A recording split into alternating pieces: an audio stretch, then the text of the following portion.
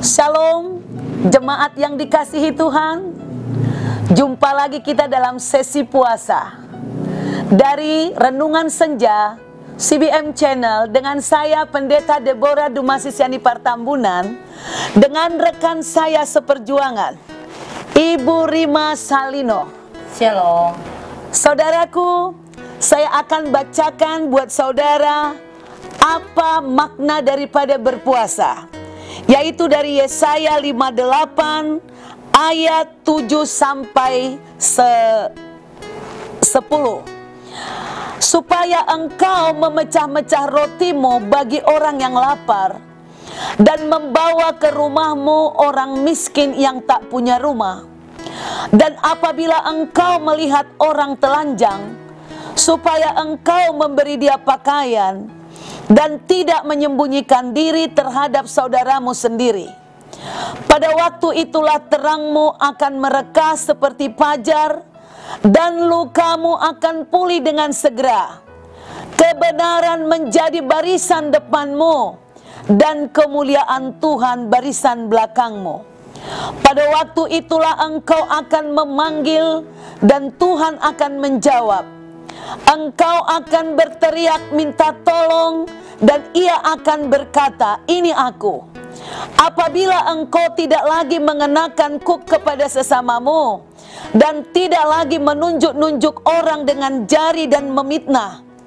Apabila engkau menyerahkan orang lapar apa yang kau inginkan sendiri, dan memuaskan hati orang yang tertindas, maka terangmu akan terbit dalam gelap, dan kegelapanmu akan sama seperti rembang tengah hari.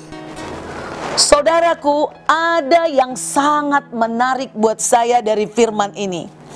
Dikatakan apabila engkau menyerahkan kepada orang lapar apa yang kau inginkan sendiri. Saudaraku, sejak dari muda, sejak saya dari kecil, saya memperhatikan orang tua saya. Senang membawa orang ke rumah dan memberi makan.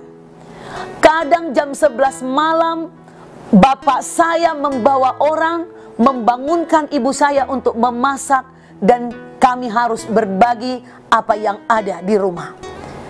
Itu sering mengganggu kenyamanan, dan kita terpaksa kurang puas makan karena harus berbagi dengan orang yang sedang kelaparan.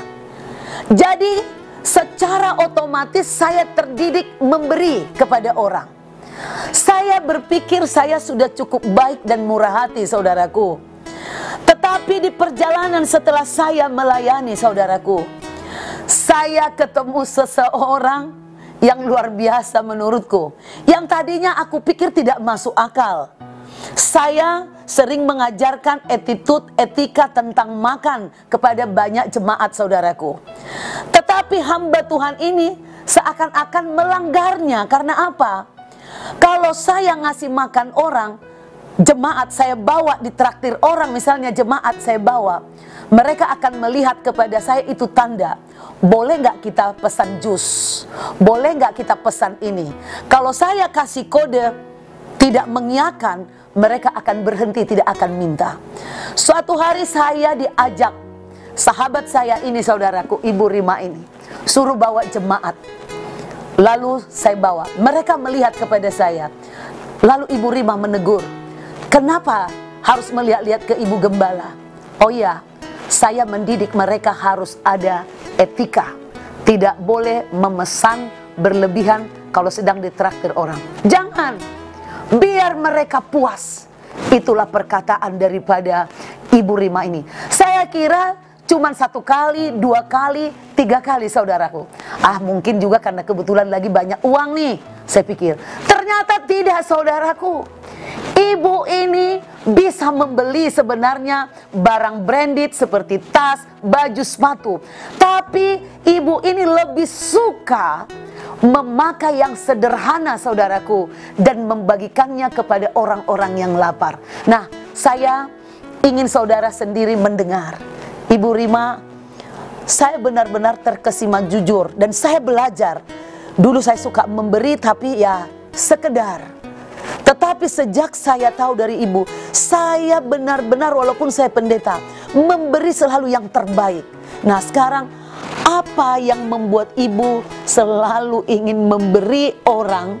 Ya, katakanlah ini jemaat kelas bawah lah, bukan ini mentraktir. Biasanya kan orang kayak sosialita tuh biar dikatakan baik, biar dianggap orang dia kaya, hebat. Tapi saya lihat ibu sangat sederhana, tetapi suka memuaskan hati orang. Tolong ibu bagikan buat kita semua. Ya, terima kasih atas apresiasi Bu Gembala. Berangkat dari puasa tadi, Tuhan terus membuat kita menjadi lebih baik hari lepas hari. Saya belajar dengan berpuasa tidak memusatkan segala sesuatu untuk diri saya sendiri, tetapi saya belajar untuk juga bisa berbagi, jadi berkat. Mengenai tadi yang Ibu ceritakan, sebenarnya itu mengalir saja, tidak saya buat-buat. Dan saya ingat pesan firman Tuhan yang sangat-sangat membekas di dalam hati saya, bahwa Tuhan mengajarkan kita untuk mengasihi sesama kita manusia seperti diri kita sendiri. Amin. Benar, Bu. Di dalam rezeki kita itu ada bagian orang-orang yang miskin atau orang-orang yang tidak beruntung, kurang beruntung seperti itu. Jadi itu yang membuat saya untuk melakukan hal yang selalu mau berbagi gitu ya. Seperti itu. Iya Bu, saya kan ngelihat orang kalau membagi-bagi makanan, wah dipamer gitu ya. Kita tahu ibu sering mensponsori membagi makanan, minuman, dan ibu tidak mau. Baru kali ini nih ini pun tadi ibu istilahnya sangat berat hati, tapi saya katakan ini untuk menjadi contoh buat orang lain. Janganlah kita memberi supaya pamer, itu kau sudah mendapat upahmu. Tapi apa yang dikatakan Yesus ini yang benar-benar ibu lakukan di Matius 25 ya, di Matius 25 ayat 33 sampai 36 itu Yesus mengatakan, dikatakan seperti ini, sebab ketika aku lapar, kamu memberi aku makan. Ketika aku haus, kamu memberi aku minum. Ketika aku seorang asing, kamu memberi aku tumpangan. Ketika aku telanjang, kamu memberi aku pakaian. Ketika aku sakit, kamu melawat aku. Ketika aku di dalam penjara, kamu mengunjungi aku. Inilah yang disebut Tuhan orang-orang benar. Saudaraku, berpuasa bukan saja hanya tidak makan, tidak minum, tetapi juga menghindari dosa-dosa dan melakukan perbuatan-perbuatan kasih seperti yang dilakukan oleh Tuhan Yesus. Saudaraku, di zaman sekarang bukan mustahil seperti melakukan apa yang dilakukan Yesus. Mata saya sendiri sudah menyaksikan ini, saudaraku. Ini sahabatku, ini bukan mau meninggi-ninggikan. Benar-benar kita hanya mau kasih contoh kepada banyak orang kaya. Jangan saudara menikmati kekayaan saudara sendiri.